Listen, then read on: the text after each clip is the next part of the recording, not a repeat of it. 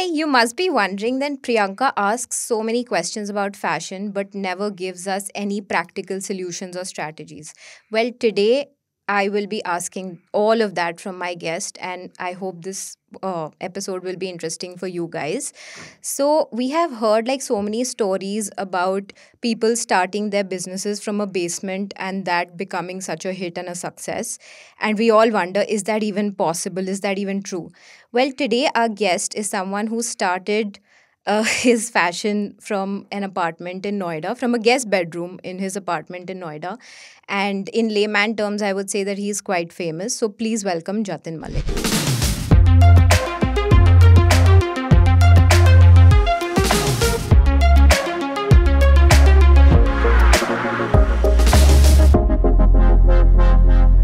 Hi guys, how are Did you? you like the introduction of It's yours? way.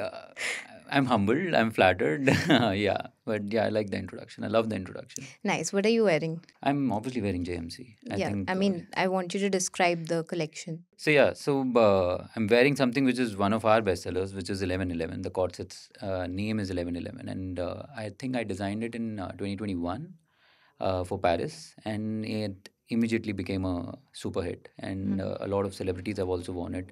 So yeah, this is what, and I usually wear women's wear a lot, and the trousers, the cut is absolutely straight, and it's again from JMC. I wear a lot of ballerinas. I know it's not visible in the Oh, frame, but nice. yeah. No, I So think we saw when you were yeah, walking. so I Yeah. wear a lot of women's wear, and it's contrary to the by virtue of whatever setup that I am in, people expect a lot of menswear out of me, but I want Mm-hmm. to actually amalgamate a lot of women's wear silhouettes into the menswear category, and that is what has given the variety and sort of like a fresh appeal to what menswear should be. And any Mm-hmm. which ways, fashion is becoming so androgynous that everybody is wearing a different category and still Yeah, like I told you, I love shopping from the menswear see, that's section. Yeah. exactly what I'm talking coming to, and that's the best part that I think about fashion. It's more about your identity rather than about what the clothes state that you should be confined to this particular category and identity. So yeah. Great. Before we start, tell me something about yourself which nobody knows. Like, let's say, you love dogs or Hmm. something. It can be, the example was bad. I'm Yeah, sorry. I'm bad at giving no problem. examples, but something that, is unique about you. That nobody knows. I Yeah. have done this a lot of times, so I don't know if I've actually kept anything. There must be something. I can cook Oh. very nicely. The my team is all actually has been looking forward to whenever I cook something and I get something. But I can cook all, and I'm not talking about the fancy spiel of like the cookies or the Hmm. pastas, and I can do that. Obviously, anybody can do that. I am talking about the No, desi not food. anybody can do No, that. so you Not look at the me. recipes and you look at the Yeah. whole shebang now, all of the things that you order any from anywhere. Like the whole thing is mentioned at the back of the cover. So you can actually just mix it up and just do it. Yeah. I'm talking about the desi food. I'm talking Okay. about from your rajma chawals to your sabzis to whatever the thing is. I want like because I don't eat out. I Hi fi. I love home cooked yeah, food. so I always I'm a big fan of eating home meals, and that's where the love for the food is coming from. I'm not a very fussy eater, but I genuinely love cooking food. Yeah, Lovely. So you were not always a fashion designer, right? no, And before this, you probably did an MBA. yeah. Yeah. So, I mean, what really made this happen? What really got you into designing? See, And this also, is what job were you in before coming here? I think the story is quite interesting, to say the least. It's kind of the Bollywood story, if you want to put it that way. It's the typical rags to riches story, but at the same time, my whole khandan never knew that I can actually be a designer. Nobody in my family has any connection with any fashion sort of background. Uh, I don't know, maybe the wiring in my head was a little crooked because I started designing clothes when I was in 8th or ninth standard Oh, for my own use. So I used to organize this dairy sort of a system. I had a Master G in my vicinity. So I used to come to Delhi. I'm not from Delhi. So I used to come to Delhi and buy fabrics from all sorts of market. And then I go back and I asked my Master G to design this and that and whatever category that I was into at that moment.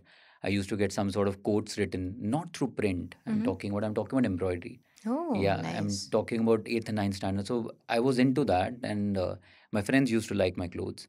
So I didn't have enough money to obviously buy fabrics or keep buying new clothes or fabrics. So I used to organize this dairy sort of a system where I used to invite my friends, and I used to sell my clothes, my worn clothes. I used to sell it to my friends, and whatever money that I earned from there, I used to come back to Delhi and then buy more fabric. And I that's the cycle I used to follow. Oh, lovely. Yeah, Where are you from, though? Hisar. Okay. It's I don't know if you know the city or I know, not. I Yeah, know. it's Yeah. in Haryana. So I was born there. I've been here. I think after 12th, Hmm. I was here, and I kept coming back here, going back there, and I used to follow this. So I started designing clothes when I was pretty young. I never had a professional degree. Like I'm not a technically studied designer, but at the same time.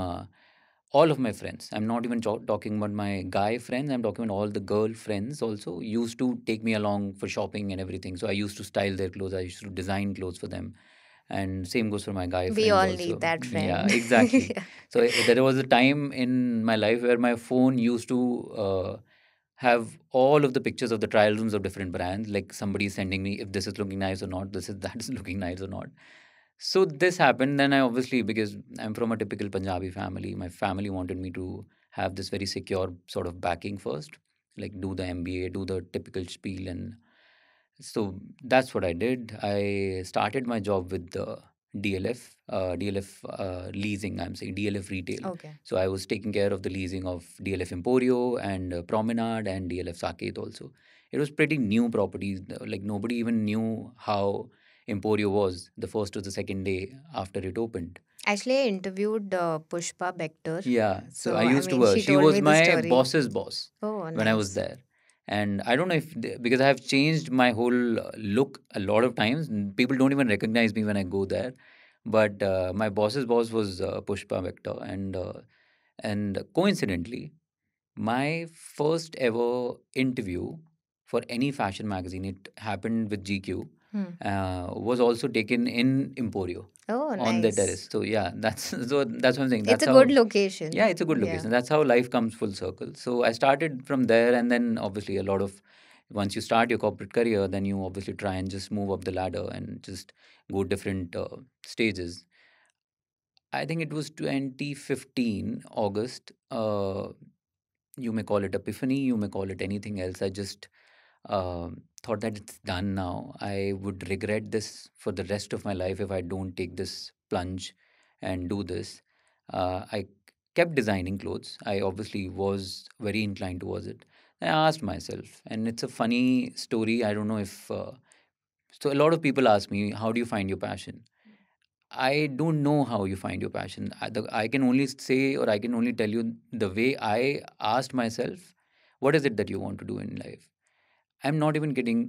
From 2008 to 2015, of all of my corporate career, all of the meetings I have attended, all of the thrashing that I have gotten from my bosses, all of the travel that I have done, good, bad, worse, whatever that was, the only thing that kept running in my mind. So, for example, if I have a meeting tomorrow with my boss and I'm supposed to be scolded there, I'm supposed to be thrashed there, the only thing I was thinking was, what clothes should I wear tomorrow? Oh, Yeah, that's how nice. crazy I was, and I am still. Huh. It's just about, for me, it's just about, that's how passionately I love my craft and I love my brand. And it's not just because of any success, fame, or money. It's just because I don't think I'll be able to breathe if I don't do anything in fashion and Lovely. create clothes and create brands, whatever brands that I'm building right now, other than JMC, also, I'm saying. So that's what I asked myself, that this has been a perpetual constant in my life, other than whatever jobs I have gotten into, other than whatever steps that I have taken. This has been a constant in my life, that fashion is something that I have never gotten rid of. So let's just take this chance, take this plunge. 2015 August, I think I started the Facebook page. Facebook was huge back then, Hmm. and everybody just wanted to. So we, so I learned about the lead generation campaigns and how the ad is run properly and how to get the leads. I started getting orders, and I didn't have any money because I didn't save anything. So I purposely put my own clothes out for the first 6 months, like whatever my wardrobe was. So if you go back to my page, and it's on my personal page, like 2015 or 16.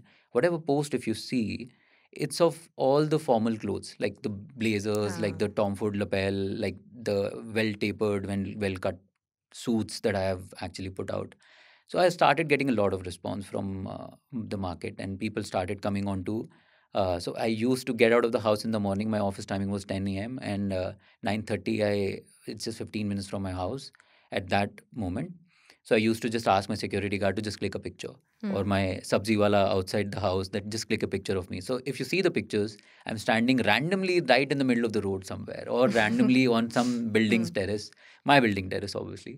And that's what happened. And Looking all prim and proper, you're yes, standing with a sabji thela. I'm not even kidding. Yeah. My boss had a massive problem that the way you dress up and come to office, how am I supposed to tell people that this is the guy who will be handling your account? Hmm. Like, people will only look at your clothes and your face and not at the work that you're doing. So you need to tone it down a little bit. So that's how it was. And for the first 6 months, I did that. I think 2015, I simultaneously worked with my office, like the corporate job. And 2016, I think July, I put down the papers. And 2016 August, I took a loan of 2.5 lakh rupees from a friend of mine, and I launched my first collection. It's a shitty collection, but that was the, like, I just wanted to do it. Like, I wanted to just break the Why do chain you of, call yeah. it shitty? I see every designer goes through this, and I don't know if somebody has admitted this in front of you or not. But every designer, uh, I know for a fact, and if somebody has not even admitted, they're lying or they're saying something else. We tend to move on to the next collection, the other's last collection. You may like it, you may Hmm. not like it, but at the same time, you just try to ho gaya abhi, like let the next collection is different, and I'm more energized towards that. Shah Rukh Khan ki ek statement hai. I don't know if I should be saying this or not here. You can, you Yeah, can. so every time he puts a movie out, and I actually resonated with a lot. Every time you put a movie out, or I put a movie out, there is a character, there is a thing in me, there is a part of me that's going out. Hmm. It's similar to the collection launch. The moment I launch a collection, a part of me is definitely going out. I don't launch like seven different collections in a year. I launch only one or two collections, and I research a lot. I don't do collection like put any name to it and just launch it. If you have had a chance to look at all of the past Yeah. collections, I'm very big into art. So coming from all sorts of, from Dali to Pablo to whatever we are launching this year, I have always said that I would never launch a collection if I can't justify the name, or I can't justify the work that I'm producing there, doing there. So same way, if I'm putting a collection out, a part of me is going out. And once it's out, it's for you to accept. It's for you to love, it's for you to nurture and cherish. For me, it's done. I move on to the next collection, I move on to the next chapter of my life. And that's, I don't know what part of me will come out from this collection, but that's how I actually started seeing this. And I resonated with the statement of Shah Rukh Khan a lot. That's what I actually like doing when it comes to my collection launches and everything. Actually, this makes me think it's the same when we are doing the podcast. We do one episode, it's Yeah. done, Yeah. and then you think about the next ones. Yeah, I yeah, yeah, totally get. absolutely, Yeah, yeah. absolutely. So shitty would be a wrong word to use, but yeah, at the same time, if you're done and dusted and you put in so much energy. So, for example, I don't watch my videos after I launch my collection because we are very vocal on social media. I have built my whole brand on Instagram, Hmm. and if you ask me that how many videos, and I have been vocal about everything, like when Instagram changed their whole format from that you shouldn't post pictures and you only post reels, I the video went viral, and I talked about that Instagram has become those parents which are those are forcing their child to get set up in an arranged marriage while the child is in love with somebody else. So it's Hmm. something similar to that. The first video that I posted, I think 2017 or 18, that went viral was I'm an outsider, and not even kidding how many people have actually called me that take this video down. There is no point of doing this because you're challenging the status quo of veterans and the people who have been there in the industry. It was my story. I think It's it's only when you challenge something, things change, right? exactly So the that's absolutely wedding fine. couture, and especially in men's category, has been getting like it's been done. It's redundant. It has been like the same color palette, the same silhouettes. everything has been the same since the last, I think, 50 or 60 years. If I'm bold enough to say, it's been the same more than 100 years also. We don't have any documentation or any proof if it's the same or not, but it's same. I wanted to challenge that. I wanted to change that. And coming from a non-fashion background, if I would have been from a fashion background, I have been told to stick to this norm, stick to this genre, or stick to this whatever tried and tested things that you have been doing. The first experimental color that I did for a men's sherwani, it's the duck egg blue color. Yeah, I actually, I saw this in the Yeah, interview I that can't you. even tell Huh. you the how many mothers have actually opted for that color because they thought that, and for a guy to pick that color, I can actually convince them. For mothers or sisters or maybe fiancés to pick that color, because they have been so used to seeing a groom in a typical ivory or a beige attire, that it was a challenge for me.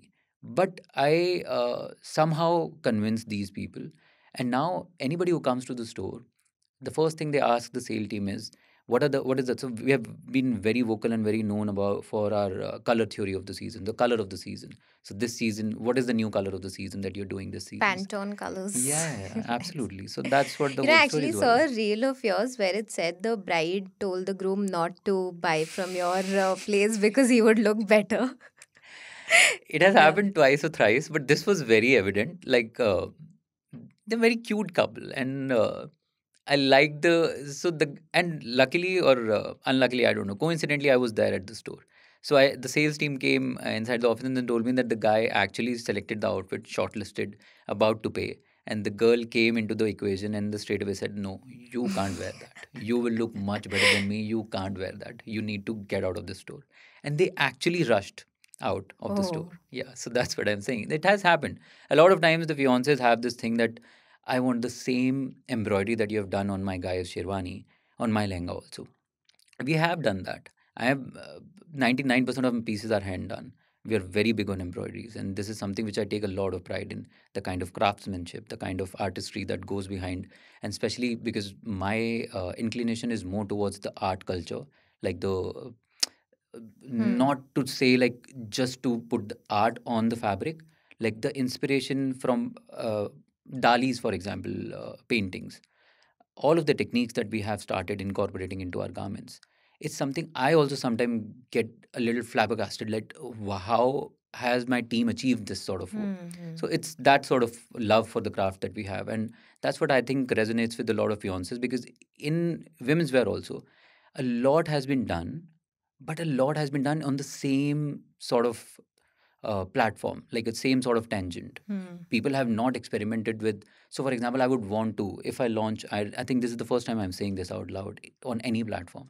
If I ever launch a women's wear, like JMC women's wear, and that too wedding wear, I would want to see a JMC bride in a teal lehenga, like a Hmm. all over teal lehenga. That's my signature color.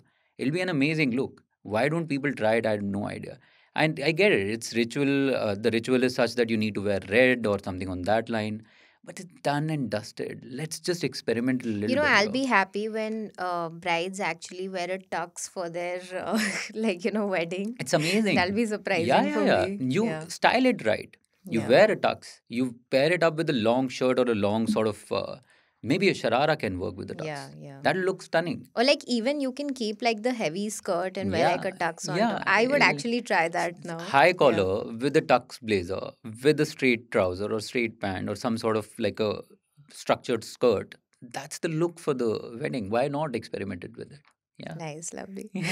Okay, so enough about that. You know, you have had so much of experience in how many number of years you've been in this industry. If you had to write a book for like fashion for dummies, Hmm. or like to put it subtly, fashion for beginners, Yeah. what would your first chapter be? It's slightly serious because the question is slightly light, but I will give you the serious answer. The first thing I would tell them is stop running after money and start providing value. It's not going to suffice, it's not going to work out. The first thing people ask me is, I don't have any money, how to launch a brand? And I tell them that there is no need for you to have like 10 lakh rupees or 15 lakh rupees or 20 lakh rupees in your account just to start your brand. First thing they ask is, do you need a professional camera or not? I have built my whole life on Instagram, and it's all done through normal phone camera. And I'm telling you one insight, If anybody is listening to this who has this thing in their head, they want to start their own brand but they don't want to, or they want to only do it with professional camera, the Instagram algorithm is any which ways promoting more stuff which is raw and not shot from a professional camera. So it's going to get much more eyeballs, much more visibility if you put the content, raw content out. Super Bowl advertisement is the prime example of this. Kanye West video, everybody has seen this. Like that's the marketing trick that you need to opt for rather than being bogged down by I don't have a professional camera, I don't have money to hire photographer or models or whatever. If you have a decent look, put yourself in front of the camera, shoot your own clothes. You don't need money for it. If you are passionate about fashion, you definitely must have something in your own wardrobe to put it out. And at the same time, just ask your friend to click a picture. Everybody will understand that this is a beginner's brand and people will come to you if they see some sort of value. So it starts from value. Stop complaining about all the tiny things that this is not working out, that's not working out. This is genuinely the last thing you should do in front of anyone you trying to get a business from or somebody you want to actually work for. Anything. I have also been a guilty party to it. Everybody who starts like 22, 25, 26, they think that, oh, this is not working out because of that person or that situation or that circumstance. It doesn't happen. Take everything on your own head. The accountability is the most important thing. I run a one and more than 150 people company. Anybody fucks up, I know for a fact that I need to take the onus and responsibility. And I've been very vocal about it. My number, I'm telling this to you, it's been I think 2 months or 3 months. I have been talking to all of the Karigars myself on phone. Everybody has my own number. I'm not even shying away from saying this, the typical designer wo that you don't have the accessibility. You need to have these many Yeah. people in the hierarchy just to reach me or talk to me. I'm openly accessible to my team. And I'm not talking about just the marketing team or the like the merchandising team or anybody. I'm talking about everybody from the start, from the security guard to the top. Anybody who wants. So stop complaining. Have a clear communication with your team if you have a team, and the value that you're trying to provide. It has to be very, very authentic. Be raw. That's the one game changer that I have learned personally. People wanted me to not talk about the number of OTPs that I send throughout the day. I covered this in my 2021 collection, Firmament. The video, you can see it on my page also, where I actually talked about that I'm in the middle of the shoot, launching a collection without any outside support or funding. It's the most challenging thing. And anybody who's building a brand can actually relate to it. And the number of, like, literally, I was shooting a content in Bombay store and I was walking on the street, we are documenting something.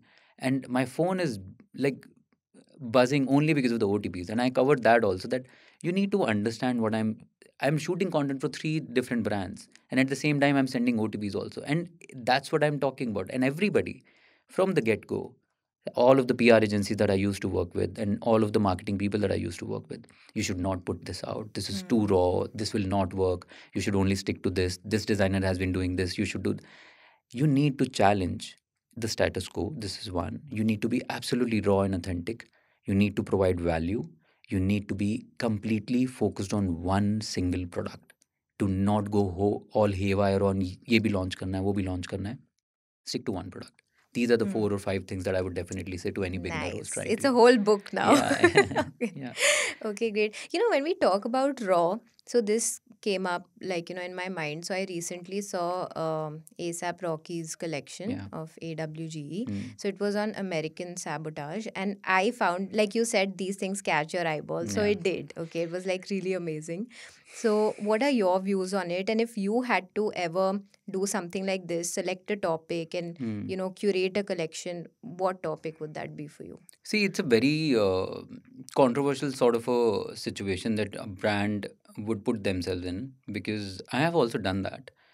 All of the social media teams I'm talking about, all of the brands, they want to go slightly more extravagant when it comes to the creating some sort of controversy, but at the same time it should be controlled in a manner. And I'm talking about international brands also. Yeah, yeah. So all of those brands have this thing where they want to obviously catch eyeballs. Understand the narrative of the whole industry now. Instagram has given you this platform where every third day a new brand is getting launched on the page. How to get the eyeballs? There must be some differentiating factor. There must be some sort of value or some sort of eye-catching moment that you need to actually come up with just to get that eyeball, or that just to get that just gauging the audience's attention. For that, we also have done a lot of things. A lot of, I don't want to delve into the controversial act that American whatever that you have just mentioned, but at the same time, it has to be done in a manner that it shouldn't harm anybody's sentiments. That's for sure. So, for example, we launched Dali last year. Dali's art form is surrealism, and the last to last year collection was Pablo. So there is a hoarding in Defense Colony, my own hoarding, our store's hoarding, and we purposely asked my social media team came up with an idea that let's announce this. Once you're posting this video out, this podcast out, I'll give you the video also just to put it out right next to it. So we hired two people from our own team, asked those people to vandalize the hoarding. And so the write up that came onto the hoarding was, is it real or surreal? Surrealism is obviously the art form of war.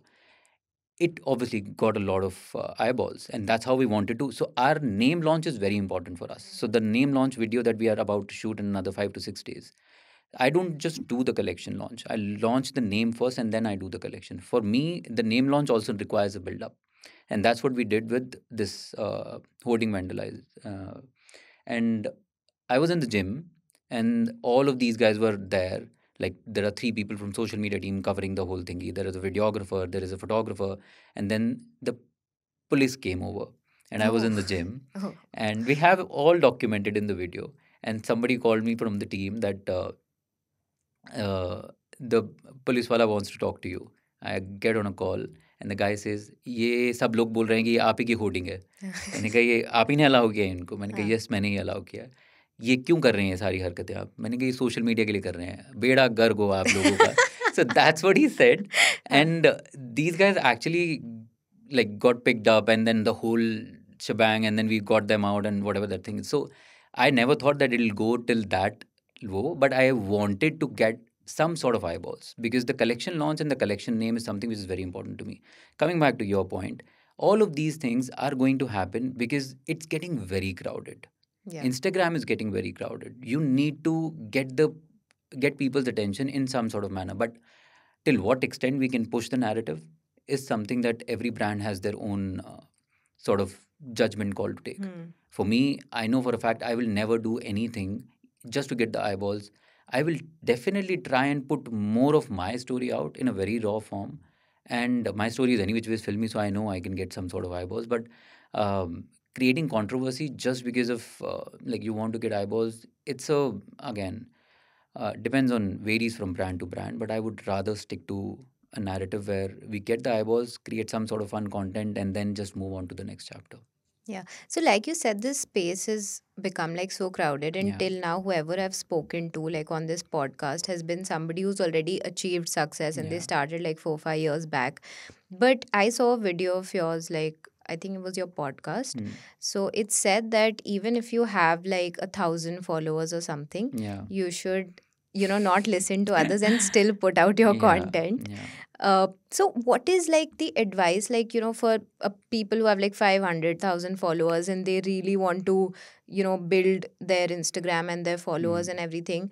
So should they, like, it's kind of demotivating, right? Because this space is so crowded. Absolutely. Yeah. Absolutely, yes. And So what it's, should they do about, like, should they just give hope and be like, oh my God, no, this is not see, going to I'll happen? tell you one thing.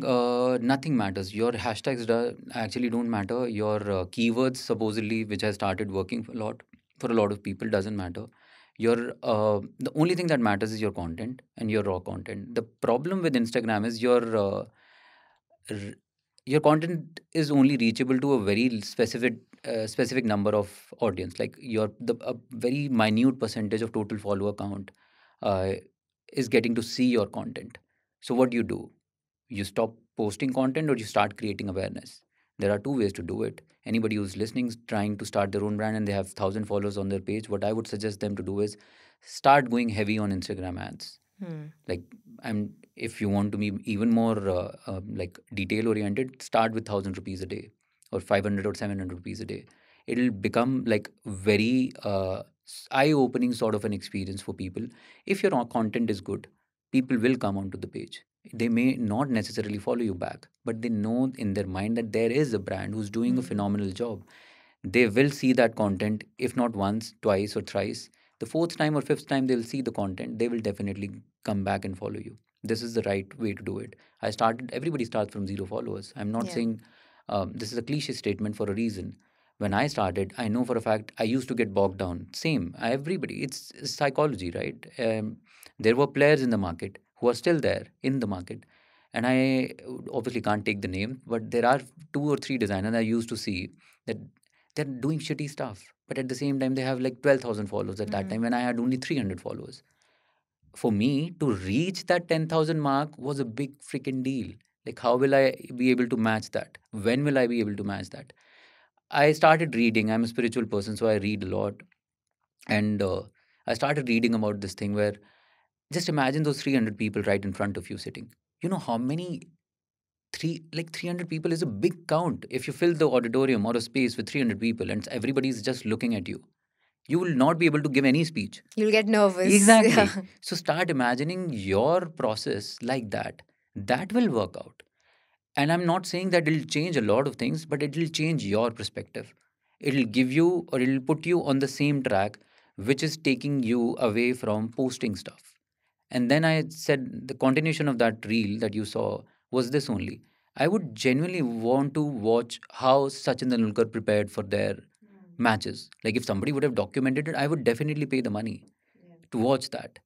Understand, if you reach, like hit the high and reach a stage where you always wanted to reach, and if you have just 20,000 followers, but you're getting the numbers in, you're getting the business in, people will come back to your page and start watching stuff. And that's the biggest problem. I'll tell you, people ask me, what is the, you have achieved so much success and whatever the thing is.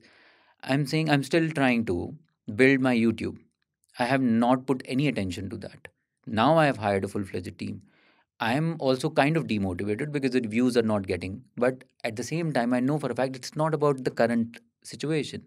In another 5 years, if I reach a certain stage, I know for a fact that people will come back and watch that video and they'll want to see anybody who's sitting in one tiny corner of this country and thinking about launching a brand, and they don't have the family support, they don't have anybody else's support, they would want to watch some sort of video that can Yeah. inspire them to launch their own brand. And that's what this whole documentation is all That's what about. we are also trying to do. Help That's people launch exactly, their own yeah, that's things. what the whole documentation is all about.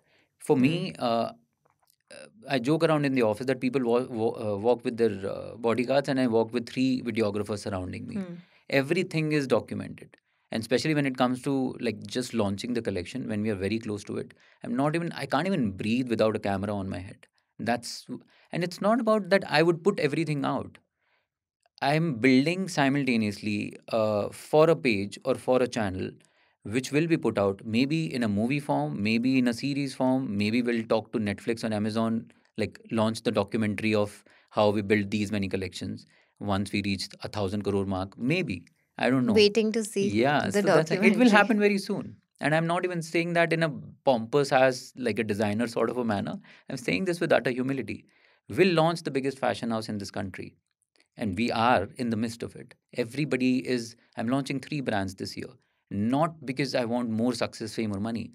That's how I live my life. I'll be working till the last day of my life only because I don't know anybody or any way else. Like there is any other way for me to live.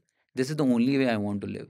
And with utter humility, You're I'm saying not this one of again. those who wants to just leave everything, go travel. Not at all. I don't even travel. Yeah. Ask these guys. I have made their life also a little difficult because I don't travel. I travel only Huh. because of work, Okay. but not like that. Not like I'll take a villa in Italian countryside and I'll just stay there and I'll chill for the rest of my life. I'm not that. I'll be working till the last day of my life.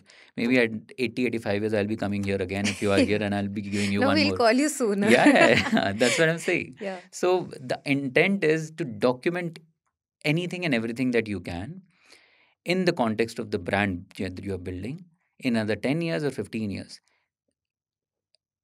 If there is a 5% chance or a 10% chance, and I'm saying mine is 100% like surety, say, I'm saying this, that I will be owning the biggest fashion house in India very soon. In another 10 years, if I reach that number that I have given myself, and if somebody sees me there, it's a new follower. They don't know about my journey. They don't haven't seen any podcast, any sort of interview of mine. And 2030, they're sitting, they saw or they see my content for the first time.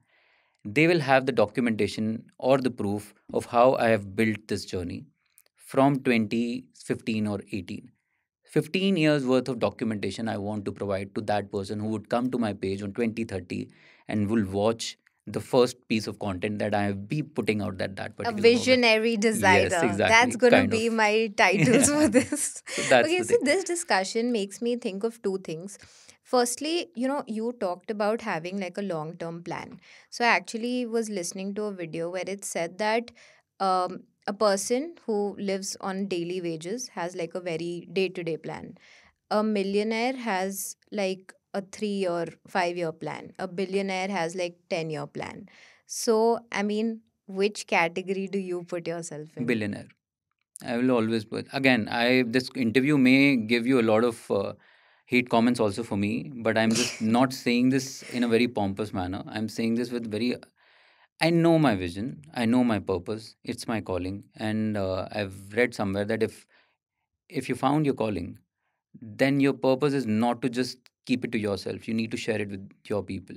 Anybody Hmm. who's working with me, and these guys can also vouch for me, or anybody else who's there in the team also, everybody has a purpose attached. I don't treat my people like employees. Everybody needs to have their purpose sorted. Like they are working for, not just working for money. Nobody working with me is working for money.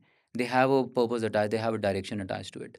It's not about the mission statement or the vision statement. It's about my journey is going to be a, I want to build something where people will join and they have something to be happy about throughout their life, and at the same time being a part of that journey that gives them some sort of fulfillment, that they're not just making money or just doing their job, they're building something.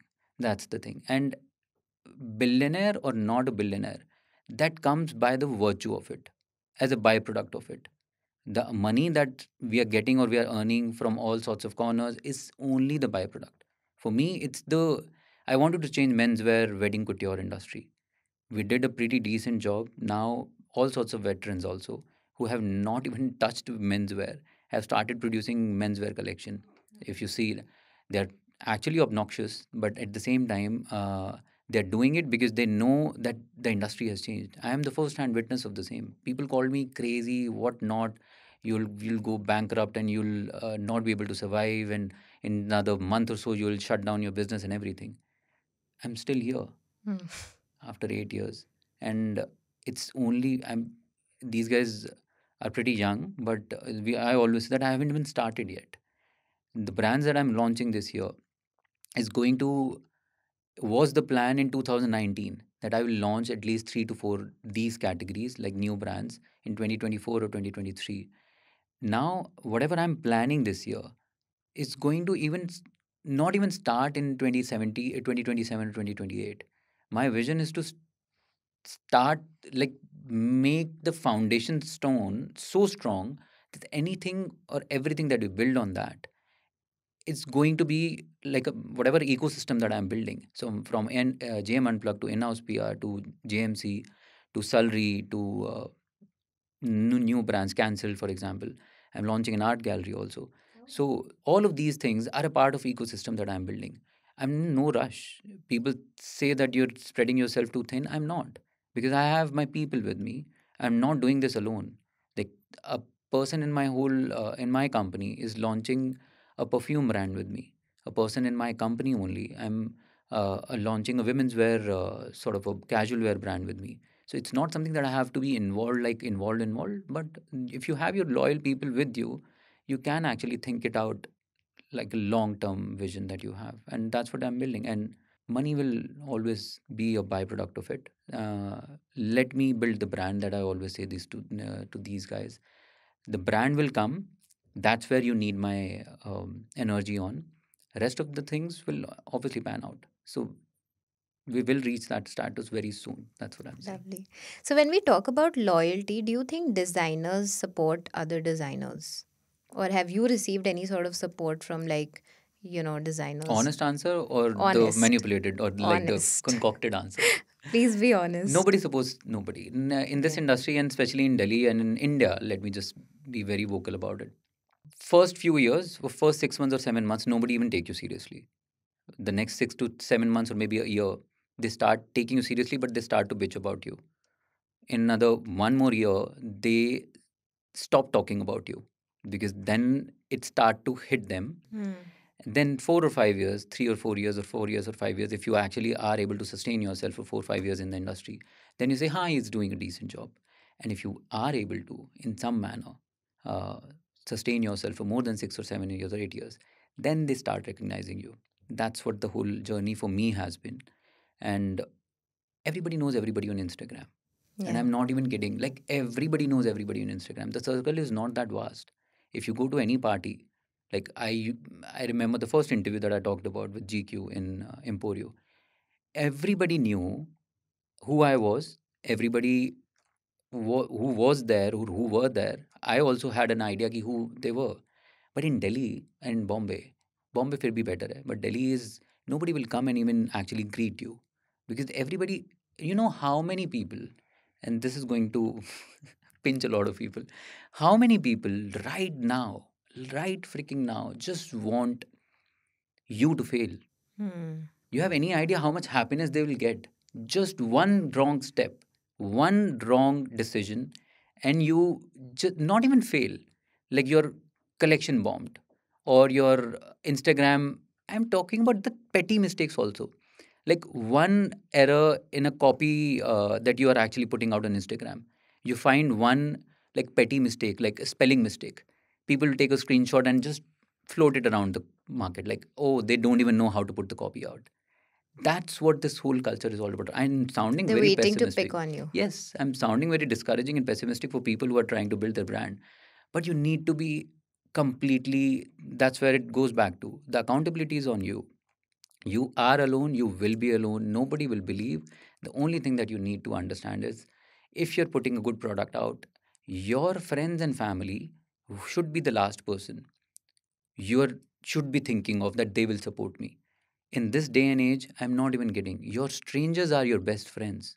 Hmm. Like people who follow you on Instagram.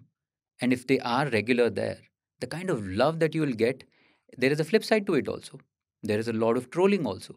But people who follow you, like wholeheartedly, and they follow you for your content, they will be the ones who will support you the most, not your friends and family. And that's what this industry is all about. Lovely. Okay, wow, that was Now start your own detailed. brand, whoever wants to start their brand. Yeah. Okay, so I'll just ask you a few quick questions Mm. and you have to reply in a yes, no, or maybe like a one Yeah. liner. Okay. So these are like the most asked questions that I could find on internet. So Okay. let's see. Is your first collection very important? Yes. Do you have to be a big risk taker to do this? Yes. Is it very expensive to open a store, hire people, and all the other things that are related? It's expensive depending upon the location. It's not. I don't even want to. I won't even suggest anyone to start their store from the get go. You need to start from your own space, from your garage, from your guest bedroom, from anywhere. You don't should not put any capital expense on your balance sheet, since at least till the first 2 3 years, till you start getting the numbers in. That's the thing. How to identify your target audience? By deciding the positioning of the brand. That's what how you decide the target audience. For me, my positioning of the brand is, I don't know if it's a long answer or short answer I should give, but It's okay. Yeah. the long answer is a lot of people told me that you should. So, for example, I got rejected by a lot of celebrity stylists Hmm. initially when I Hmm. started the brand because my positioning was straight. If a girl has to get married in India, they should think of Sabyasachi. They will think of Sabyasachi. If a guy has to get married, he has to think of JMC. That was my positioning. And I actually didn't post anything other than that. Like there were what I'm wearing right now. I This is my design language since forever. Like this is something which I usually wear. The first thing that any designer actually does is start putting out the clothes which obviously is very close to their own personality. Hmm. I unfortunately you live in a country where the temperature is more than 40 degrees 10 months out of 12. You Yeah. can't. So I used to wear a lot of three-piece suits. Like I'll have the bespoke like cut and whatever the thing is. But I decided the positioning is going to be this. That's the loophole I want to cater to, and that's what I want to do. A lot of PR agencies, marketing agencies, that your clothes won't be picked up by a lot of stylists. No actor would wear it. It's very structured. It's embroidery. It's sherwani, and you should make some sort of drapey kurtas because that designer is doing it. You should do Hmm. some sort of that sort of lapel or whatever the thing is. I said no to everyone because I knew for a fact that my positioning and my story has to be that it's very groom centric. In wedding industry also there are 3 4 bifurcations if you see it closely. Like cocktail, if you think of Gaurav Gupta, you think of Hmm. tuxedos. You think of Shantanu Nikhil, you think of the drapey kurtas or the dark color palette or whatnot. You think of Pile Single, you think of very vibrant colors and mehendi outfits or whatever Hmm. not.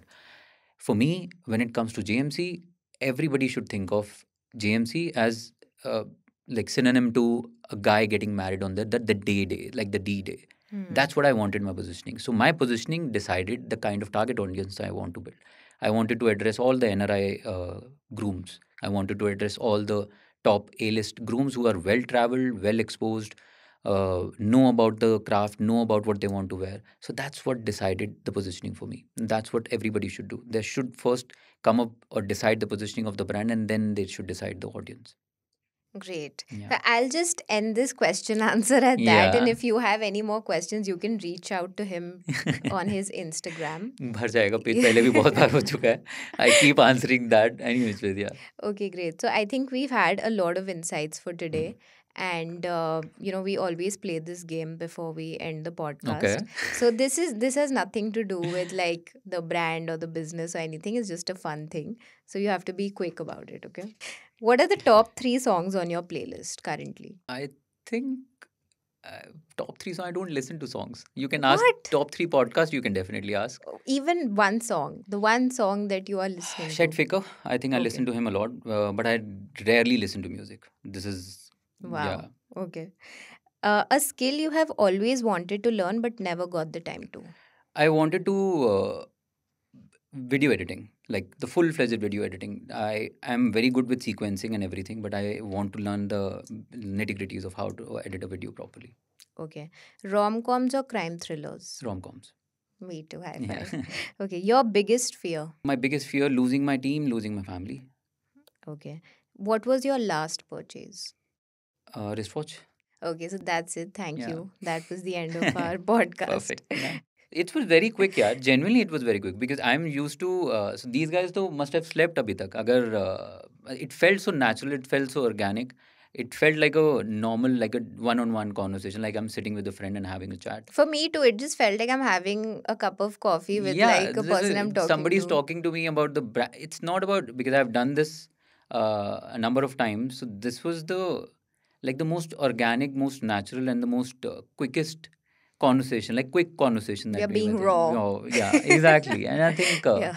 it's nice. It's nice. I actually love it. Great. Okay. So thank you so much. We had fun, talking about multiple things. I hope you enjoyed this episode. If you have any comments, suggestions for us, do let us know in the comment section on Instagram, or you can text us on 8588966996, or email us on pods@indiatoday.com. So if you like the episode, please like, share, subscribe. Thank you so much. Bye.